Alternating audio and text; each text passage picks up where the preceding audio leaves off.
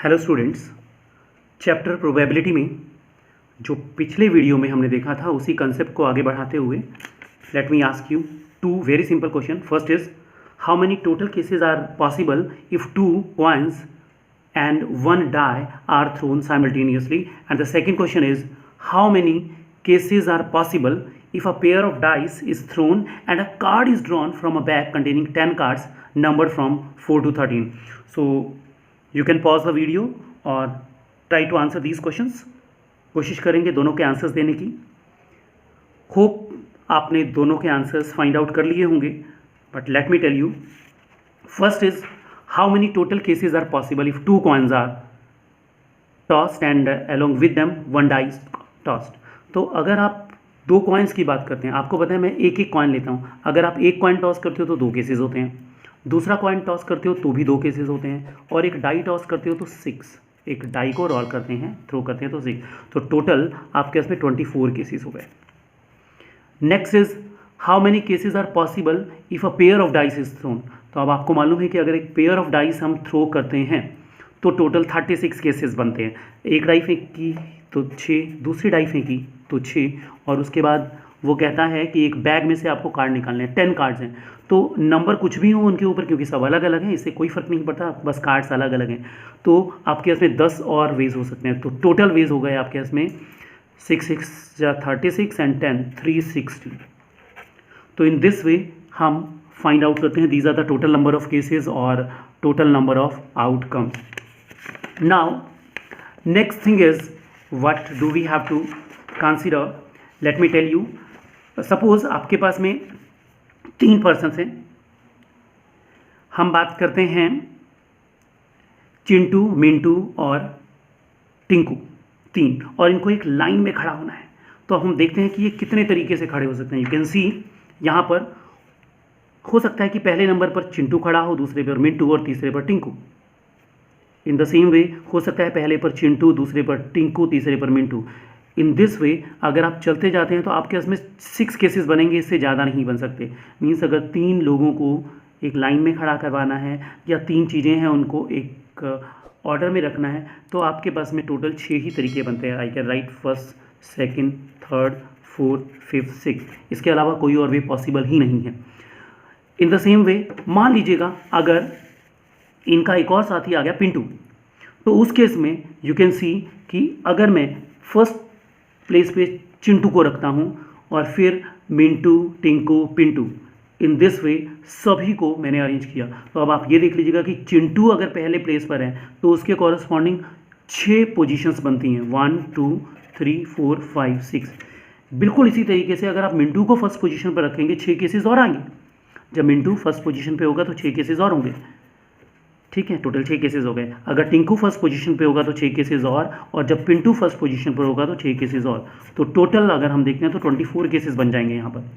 तो इसको थोड़ा सा आसान रखने के लिए अगर मैं आपसे बात करता हूँ, आप तो व्हाट्सएप के ज़माने में जी रहे हो और मुझे बताएंगे कि इसका क्या मतलब होता है.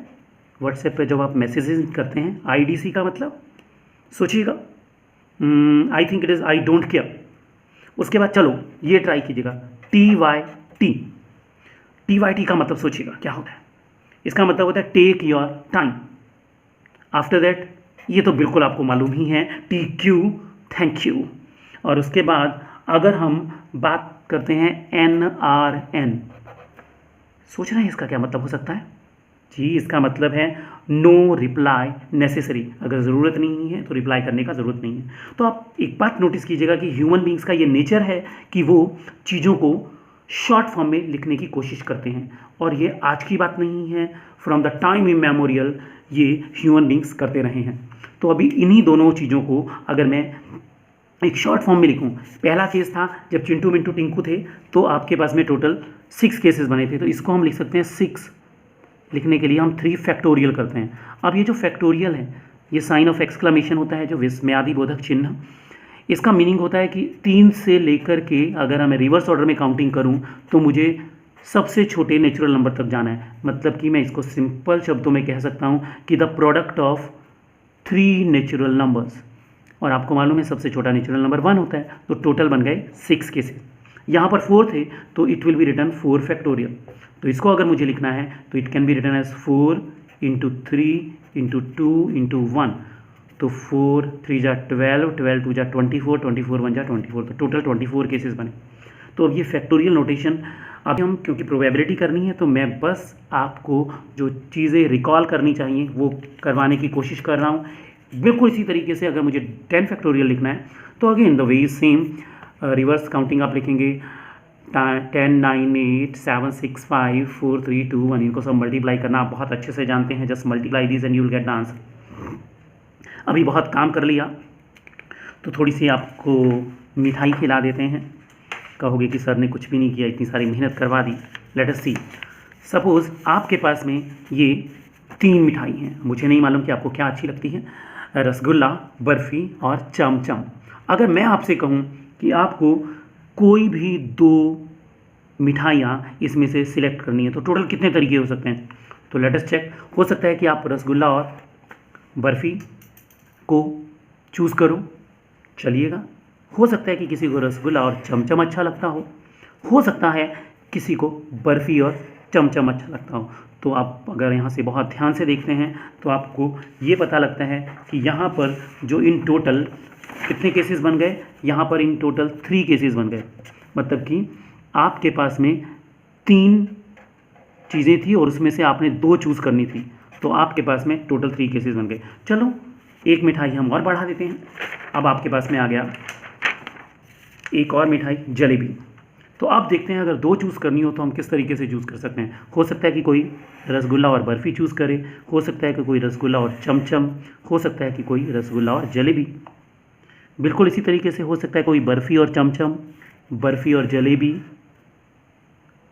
बस इसके बाद हो सकता है कि कोई चमचम और जलेबी चूज़ करे। तो देखिएगा टोटल कितने केसेस बन गए, पहला, दूसरा, तीसरा, चौथा, पाँचवा और छठा। तो टोटल 6 केसेस बनते हैं। अब ये सब आप करते रहें, इसको बोलते हैं हम कॉम्बिनेशन, कि अगर मुझे 4 में से 2 चीज़ें चूज़ करनी है तो कुल कितने तरीके हों। इसके लिए हम एक छोटा सा फॉर्मूला याद रखते हैं, NCR is equal to n factorial upon n minus r factorial into r factorial. इसका मतलब क्या है, अगर हमारे पास n चीज़ें हैं, अलग अलग चीज़ें रखी हैं और उसमें से मुझे r चूज़ करनी है, r जो होगा वो n के बराबर हो सकता है या उससे छोटा, लेकिन r जो होगा वो मिनिमम 0 हो सकता है। तो मान लीजिएगा अगर मुझे करना है 4C2, तो अगर इस फॉर्मूले को यूज़ करते हैं, यहाँ पर n 4 है, 4 factorial upon 4 minus 2 factorial into 2 factorial. तो ये बनता है 4 factorial upon 4 minus 2 2 factorial into 2 factorial. अभी आपको बताया था 4 फैक्टोरियल का मतलब होता है 4 गुना 3 गुना 2 गुना 1 और 2 into 1 into 2 into 1। 2 gets cancel, 2 2 जा 4, 3 2 जा 6। इन द सेम वे अगर मुझे 8C3 करना है तो ये बनता है आपके पास में 8 फैक्टोरियल अपॉन 8 माइनस 3 5 फैक्टोरियल और 3 फैक्टोरियल। अब इसको सॉल्व करने के लिए हम क्या करते हैं, 8 8 7 6 5 फैक्टोरियल। यहाँ रुक जाइएगा, और ये आपको किसने कहा, जो नीचे डिनोमिनेटर में 5 फैक्टोरियल लिखा है वो आपको बता रहा है, इंडिकेट कर रहा है। तो 3 2 1, 5 फैक्टोरियल से 5 फैक्टोरियल कट गया तो हम बोलते हैं 3 2 जा 6 एंड 2 1 जा 2।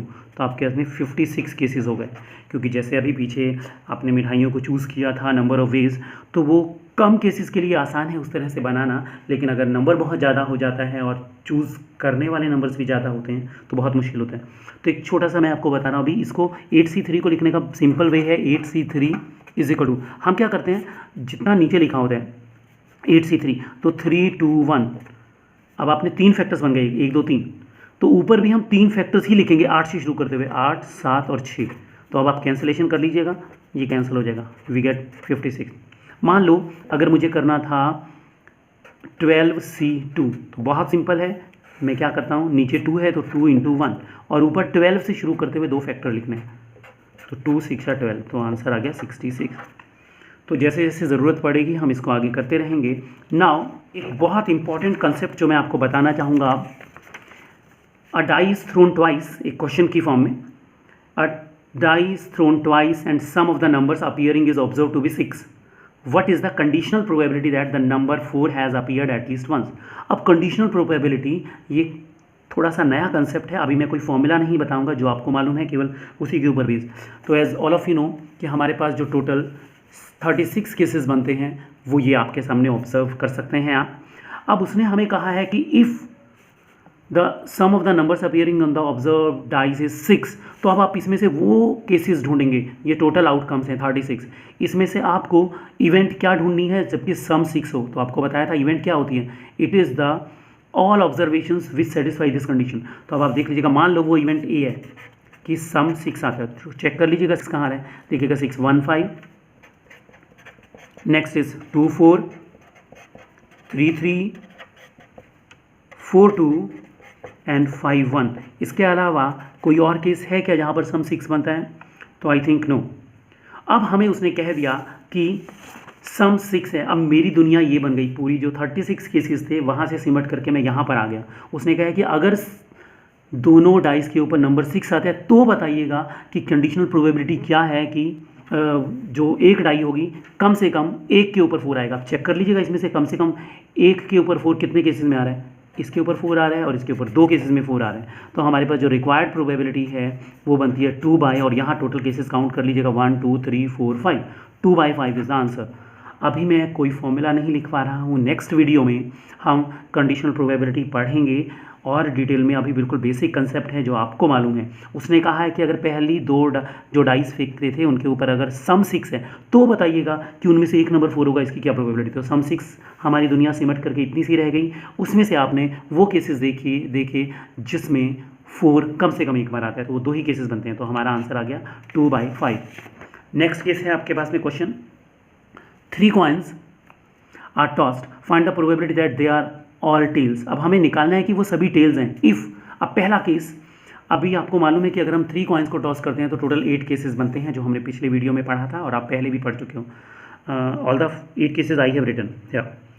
तो अभी पहला जो आपके इसमें क्वेश्चन है, 1 of the coin shows tail. अब आप मान लीजिएगा वो केस ए है, फर्स्ट पार्ट का आंसर मैं यहाँ पर लिखता हूँ। तो अब आप देखिएगा कि कौन कौन से ऐसे केसेस हैं जिसमें 1 of the coins shows tail. तो अब आप देख लीजिएगा, एक तो सेकंड केस में, इसमें 1 ऑफ द कॉइन्स HHT एक में टेल है, दूसरे में भी, तीसरा केस जो हम देखते हैं इसमें भी एक बार टेल है और इसमें भी एक बार टेल है। बस 3 केसेस ऐसे हैं जहाँ पर केवल एक बार टेल आ रहा है। तो उसने हमसे पूछा है कि 1 of the coins shows a tail, ठीक है। तो हमें वो प्रोबेबिलिटी पूछता है, find the probability that they are all tails. तो अब आप देख लीजिएगा कि यहाँ पर कितने केसेस ऐसे हैं सब में टेल आ रहा हो। तो आई थिंक किसी में भी टेल नहीं आ रहा, तो इसकी जो प्रोबेबिलिटी आएगी वो आ रही है 0। ओके, नेक्स्ट केस जो है 2 coins शो टेल। अब देखिएगा कितने ऐसे केसेस, इसको मैं बी मान लेता हूँ, इस इवेंट को बी मान लेता हूँ कि 2 coins शो टेल। तो 2 coins में टेल किस किस केस में आ रहा है, ये 4th case HTT, next THT और लास्ट TTH। तो हमारे पास यहाँ प्रोबेबिलिटी बनी 2 में टी आना था, लेकिन हमसे जो पूछा जा रहा है कि दे आर ऑल टेल्स। तो देखिएगा क्या इनमें सभी में टेल्स है किसी केस में, तो I think answer is no. तो यहाँ पर भी आंसर 0 आएगा। तीसरा case, at least 2 coins show head, इसको मैं सी मानता हूँ। तो एटलीस्ट 2 coins शो हेड का मतलब कम से कम एक में हेड आए, एक में हेड या एक से ज़्यादा में हेड। तो आप देख लीजिएगा HHH इसमें 3 में हेड है तो हमें इंक्लूड करना पड़ेगा। HHT 2 में है, इंक्लूड करेंगे। इसमें भी 2 में H है, इंक्लूड करेंगे। इसमें 1 में है। उसने कहा एटलीस्ट 2 coins, तो इसको नहीं करेंगे हम, एक वाले को नहीं करेंगे। तो हम करते हैं THH, इसको कट करते हैं हम THH, जिसमें कम से कम 2 में एटलीस्ट 2 coins। तो इसमें 3 में था, ये आएगा, इसमें 2 आए, इसमें 2 है आएगा, ये THH आ गया और कोई केस नहीं बनता। तो आपके उसमें टोटल इतने केसेस बने। यहाँ पर चेक करते हैं प्रोबेबिलिटी, क्या तीनों में से किसी में टेल आ रहा है, तीनों केसेस आंसर है नो, अगेन प्रोबेबिलिटी 0। और लास्ट जो है हमारे पास 4th part, at most 1 coin shows head, at most 1 coin shows head, इसको मैं डी मानता हूँ कि ज़्यादा से ज़्यादा एक कॉइन में हेड आएगा। तो इसका मतलब 0 हेड या 1 हेड। तो 0 हेड मीन्स किसी में भी हेड नहीं आया। फिर 1 हेड वाले देखते हैं हम, TTH, THT और HTT। आई थिंक 4 केसेस ही ऐसे बन रहे हैं। अब आप देखिएगा यहाँ पर कितने केसेस ऐसे हैं जिसमें सभी के सभी टेल्स हैं। तो obviously it is 1 case only there, TGT। One case, हमारी दुनिया क्योंकि सिमट करके इन्हीं 4 केसेस में रह गई है, तो नीचे इसको डिवाइड करेंगे 4 से। So that's all in this video. आप इसी तरह के क्वेश्चन बिना फॉर्मूला यूज़ किए सॉल्व कर सकते हैं। Let us meet in the next video. Keep enjoying. Thank you.